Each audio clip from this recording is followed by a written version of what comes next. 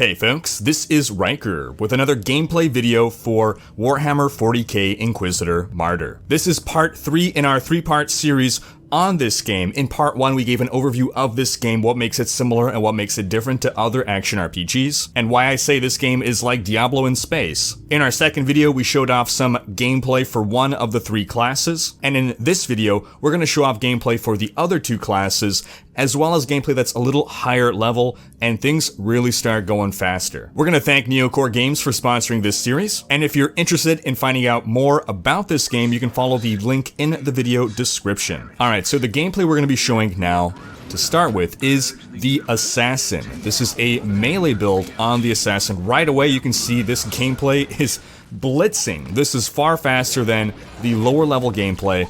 We are character level 35 here. We've been able to invest a lot of points into move speed, for one. But another factor is this is simply a melee class. It is a fast engage class. So you see I have that sort of jump attack. I'll talk you through our attacks that we have here.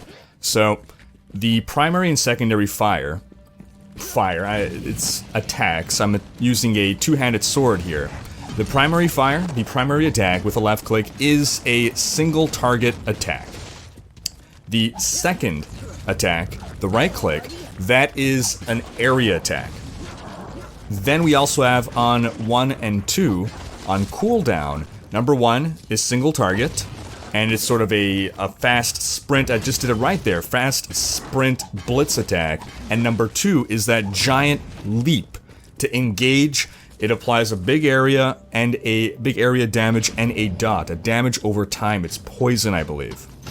So my strategy here is I love to use number 2 as an engage tool into massive enemies. It generally wipes them out.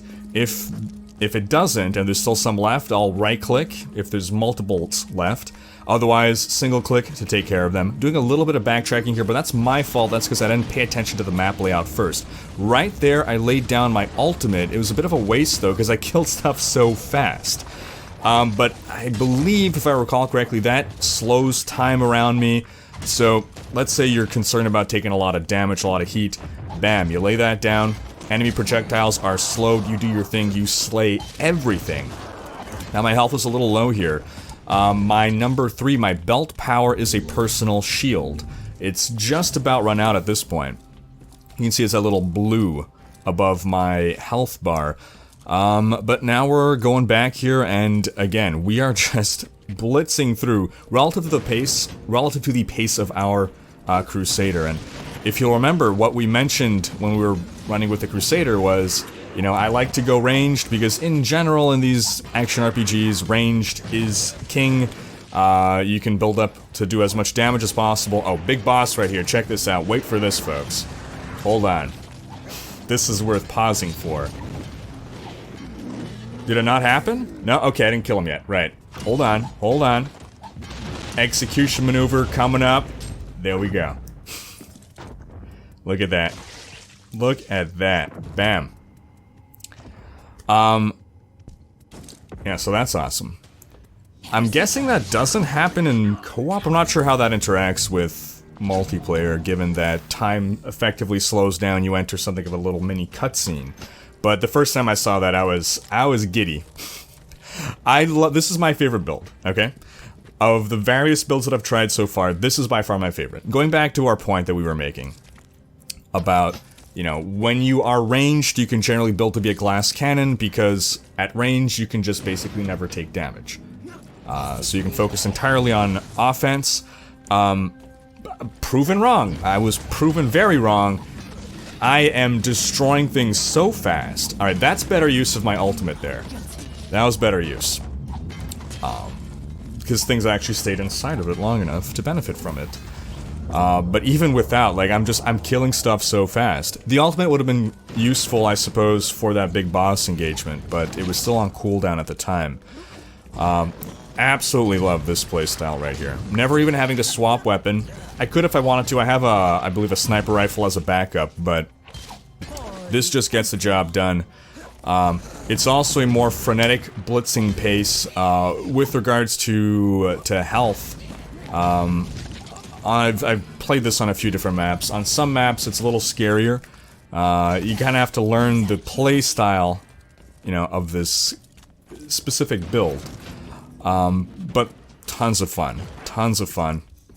I'm going there just to grab the chest, and then I'm going to get that turret from behind. What you can see over to the right there, allowed deaths. So typically on a mission, you're allowed to die X number of times, after which you fail. In general, I mean, if you're good enough, you don't die at all, I suppose. But sometimes death is inevitable if it's your first time doing a mission and something catches you by surprise, a certain boss or something. But I love the pace of this class. I did not expect this at all. I expected the melee assassin to be very squishy and to have to like fall back a lot, but it is non-stop action. Look at the move speed. So I'm focusing on the move speed just because it was a common concern in the low-level gameplay to see how slow everything was. That was not aided by my constant backtracking based on my build/playstyle. This forces me into an aggressive playstyle. I was playing very defensively, so I was a lot of kiting enemies. With a melee build like this, you have to be in the thick of things. So, for people that prefer the more methodical, playstyle, the more cover-based playstyle, you could stick with that. But otherwise, if you want to blitz it, you can blitz it. And that's going to be this mission here. And that's our introduction to the melee assassin. Next, we're going to take a look at the Psyker. Alright, so the Psyker, again, is the mage of Warhammer. If you can, the three classes available, which can specialize into very different paths, but the base classes follow very much your typical archetypes, dating back to Diablo 1. You got your Crusader, that's like the warrior, you've got your Assassin, that's like the rogue, and you've got your Psyker, that's like the sorcerer. Now this one has some very interesting mechanics. In general, the resource mechanics across the classes involve either bullets that need to reload, bullet-based guns that need to reload. I'll pause that. What I'm doing right here, I have to assassinate 3 specific targets, so I'm just trying to skirt around the edge and get straight to the target. Trying to be just as efficient as possible here. Just use an AoE power right there. So, going back to what we were saying, the second type of resource is heat. So there are heat-based guns. These are like your laser or plasma-type guns that if you shoot too fast, too much, they'll overheat, and then you have to wait for them to cool off. Then we have the Psyker. Instead of mana that depletes and regenerates, he has, I forget the exact term, I don't know if it's warp heat. So he derives his powers from chaos, from the warp. So we just managed to take down one of our targets right away. He's very strong. He can bring the pain. I just tried to teleport. I'm trying to teleport right there. I'm biffing it because I'm still figuring out the teleport mechanics. But you see something weird is happening, right? There's some lightning around the screen.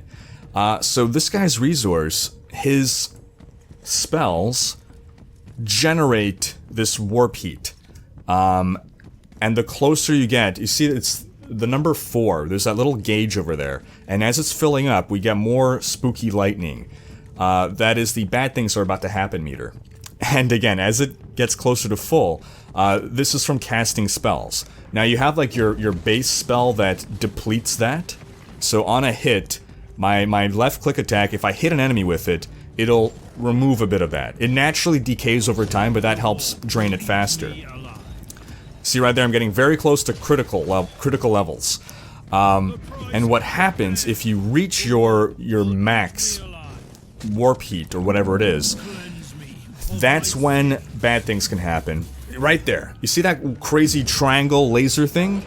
So that's summoned from the chaos, or from the void, or from the bad stuff realm, and that's what happens when you've maxed out, once you've peaked. First off, any further spells, you see I'm taking damage. Just from casting spells, I'm taking damage because I am at max warp.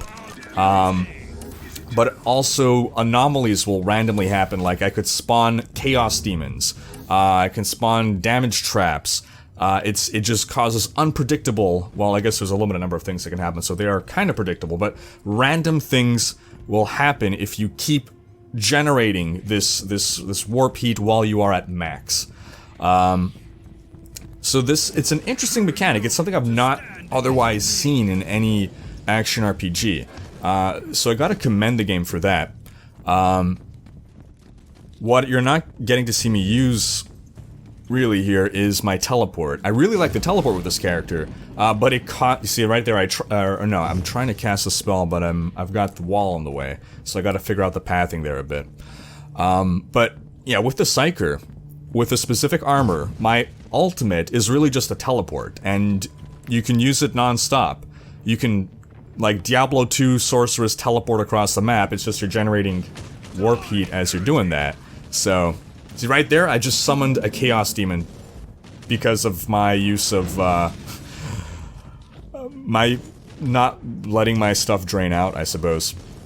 So the Psyker, I'm definitely not, great at the Psyker. You can definitely see, a difference between this and the Assassin gameplay. I'm struggling here. I don't think that's necessarily the fault of the class, but probably the fault of what I put together as a build and me just not being particularly adept with this class yet.